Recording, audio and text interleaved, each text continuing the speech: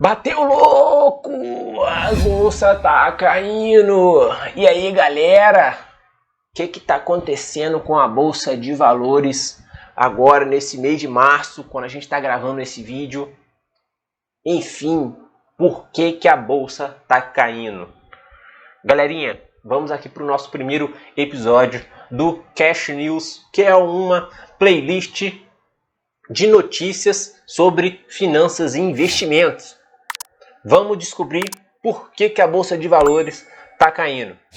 Então, meus cria, vem comigo que nesse vídeo eu te explico. Galera, bateu o desespero, vamos saber aqui por que tá caindo a bolsa de valores, tá? Nos últimos dias, como aqui o papo é reto, você sabe que aqui não tem enrolação, vamos já falar sobre os motivos que estão fazendo com que a bolsa de valores caia, tá? Então, um dos motivos disso estar acontecendo é que está havendo um aumento dos treasuries de 10 anos, tá? Dos títulos de renda da dívida pública dos Estados Unidos de 10 anos, tá? Esses treasuries, eles pressionam ali os investidores, por quê? De renda variável. Porque se ele subir, acaba se tornando um tipo de investimento mais seguro do que as ações, do que o mercado de renda variável. Então, muitos dos investidores que têm a aversão ao risco preferem investir nesse tipo de tesouro, que o risco de calote é quase zero, tá? E faz com que a galera, às vezes, execute, né, realize o lucro de empresas de tecnologia e também retire dinheiro da proteção de metais preciosos, como exemplo, prata, ouro e tudo mais, tá? E também retire dinheiro de ações que estão crescendo muito, tá? Então, esse é o primeiro motivo que está acontecendo uma retirada de capital mesmo da renda variável, pensando no aumento dos treasuries, né? Dos títulos da dívida pública dos Estados Unidos, tá? Isso acontece, impacta no Brasil? Sim, impacta no Brasil, tá? O segundo ponto aqui que eu vou falar com vocês é o seguinte. Também está acontecendo aqui no Brasil, tá? E não é só no Brasil, está acontecendo lá nos Estados Unidos também, em vários locais na Europa. É um overheat da economia, né? O que é um overheat? É como se fosse um aquecimento, está aquecendo demais a economia. Por quê? Os pacotes econômicos fizeram com que muita coisa, muita liquidez, né? Injetaram muita liquidez no mercado, tá? E com isso, o que acontece? Acaba acontecendo o seguinte, vamos supor que a gente vai, sei lá, comprar uma água. Então, para a gente comprar uma água, a gente precisa de um certo dinheiro. Quando tem excesso de liquidez no mercado, tem um monte de gente querendo comprar água, por exemplo. Só que o produtor de água não consegue mais produzir água, por quê? Para ele produzir mais água, ele tem que abrir outras fábricas de envase, outras fábricas de captação. Então, o que acontece? O preço sobe. Mesmo com a taxa de juros baixa, o preço sobe. Ou seja, é uma inflação. Tá? E para controlar essa inflação, o que pode acontecer? Aumento nas taxas de juros. O que, historicamente, isso nunca é bom para os ativos de risco. Então, essa preocupação, essa expectativa de aumento na taxa de juros faz com que haja a retirada de capital das empresas ali nas rendas variáveis, beleza? Outro ponto importante que faz com que a bolsa no Brasil caia é, infelizmente, o aumento de casos do Covid, né? E a evolução lenta na vacinação. A vacinação é até rápida no Brasil, só que não está tendo vacina. Esse que é o problema, tá? Então acaba pressionando por questão de lockdown aí, tá? Pode acontecer os lockdowns e isso prejudica a economia, a gente já sabe, tá? O quarto tópico aqui é o seguinte. Com isso, tudo que a gente falou, tem a expectativa de alta na Selic. Já ali aumentar meio ponto percentual, 0,75 talvez, tá? Então começa a valer a pena também aqui no Brasil alguns títulos de renda fixa Então quem tem aversão ao risco começa a realizar os lucros na renda variável e tirar o capital rumo a algo mais seguro, tá? Algo que diminua o risco dos investimentos, beleza? Uma coisa que tem pressionado também a inflação aqui no Brasil é a questão na alta do petróleo, tá? E a política de preços que a Petrobras coloca aqui no Brasil, tá? Então, quando a gente fala de preço aumentando de petróleo, de gasolina, diesel, toda semana, 15 em 15 dias, há uma cadeia de coisas que aumenta nesse sentido. É praticamente tudo, é passagem de avião, alimento, transporte, tudo vai aumentando. Entendeu, galera? Então, isso faz com que, né, seja discutida essa questão da política de preços da Petrobras e pode acabar ali prejudicando a Petrobras, que tem grande peso no índice do Ibovespa. Então, por isso que está aqui isso. Isso aqui só está aqui por causa disso, por causa da Petrobras, que tem um forte peso no índice, tá? Então, a Petrobras também teve a interferência do governo. Essa interferência do governo leva a seguinte observação. Será que a gente vai ter uma interferência do governo nas políticas de preço da energia elétrica e também dos combustíveis, igual a Dilma fez? Será que a gente estaria partindo para uma Dilma 2.0? Isso fez com que o mercado aumentasse os olhos ali e as expectativas de risco, né, do Brasil aumentassem por causa desse tipo de interferência. O mercado não gosta muito disso, tá? E não teve jeito. O presidente canetou, já era, tá? Esse também é um motivo aí que está fazendo a bolsa cair, tá? O outro motivo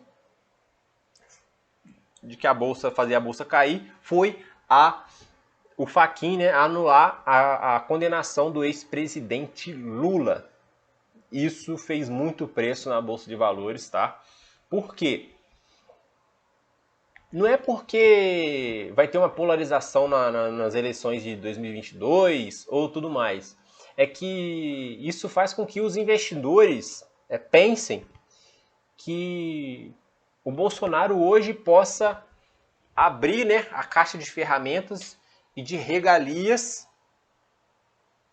para querer, né, ir em direção ao populismo para querer ganhar do Lula nas eleições. É por isso que a bolsa caiu, tá, galera? Não é porque a bolsa odeia o Lula. Não é só isso.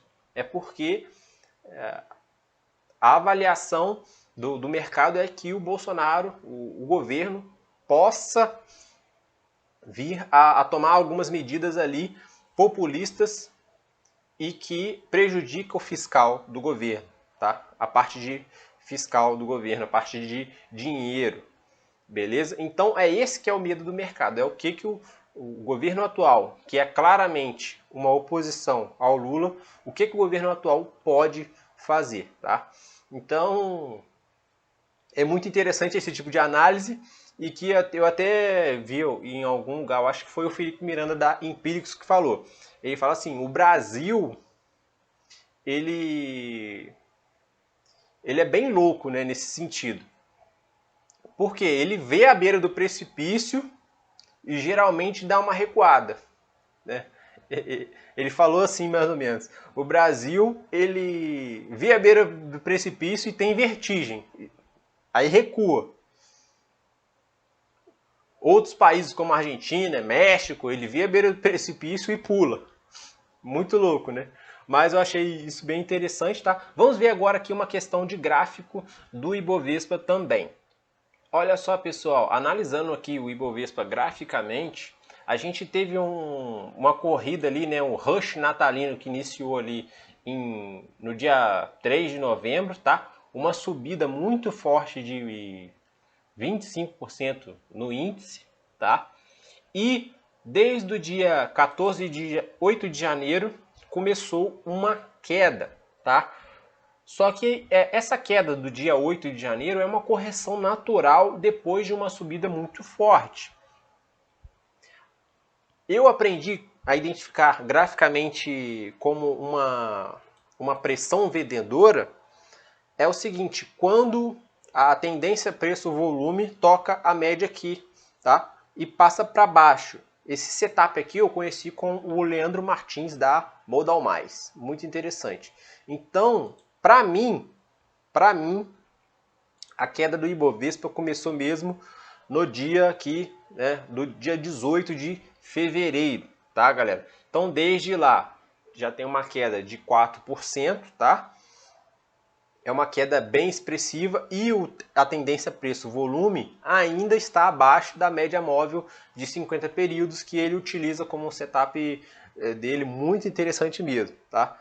Ou seja, esse TPV aqui, a bolsa tende a voltar a subir só quando a tendência preço-volume tocar a média móvel, né, de baixo para cima.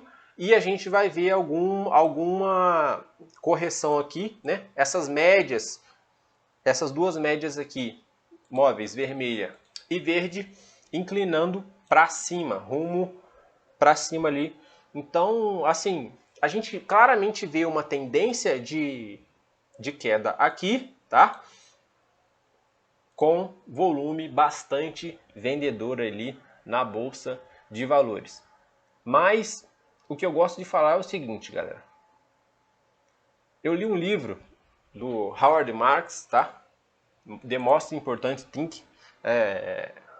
a coisa mais importante para o investidor, né, em português, que ele fala o seguinte: o investidor inteligente, né, ele tem a questão da visão, né, o pensamento de segundo nível. Então, se a gente olha o TPV aqui e fala, pô, o é vendedor? É vendedor. Vai dar azia de comprar agora? Vai dar azia de comprar agora. Mas, então tá todo mundo querendo vender. Muita gente querendo vender. Se a gente tem um pensamento de segundo nível, a gente poderia pensar em comprar alguns ativos que estão baratos. Vamos dar um exemplo? Por exemplo, aqui da VEG. A VEG, por exemplo, está tendo uma correção desde o seu máximo para 24%. Tá? Estou dando um exemplo. Tem muito mais ativos que passaram por esse tipo de correção e estão dando oportunidades de entrada ali, de compra, né? Buy opportunity, digamos assim, oportunidade de compra, beleza? Então, é um livro muito interessante, tá? Eu tenho até ele aqui, The Most Important Thing. Recomendo você ali comprar esse livro, que ele fala muitas coisas importantes que todo investidor tem que ter ali, principalmente ali a questão do pensamento o pensamento de segundo nível. Pessoal, espero que vocês tenham gostado desse primeiro episódio aqui da Cash News, que é a playlist ali responsável por deixar você inteirado sobre as notícias do mercado e da Bolsa de Valores ali semanalmente. Beleza? Deixa aquele likezinho maroto aqui pra gente, tá? Se inscreve no nosso canal. Eu vou ficar aqui mendigando a sua inscrição, beleza? Se inscreve no canal. Sim? Se inscreveu? É isso aí. Agora você vai ficar por dentro de todas as notícias e de todo o conteúdo sobre finanças e investimentos aqui no YouTube. Beleza? Um abraço e tchau!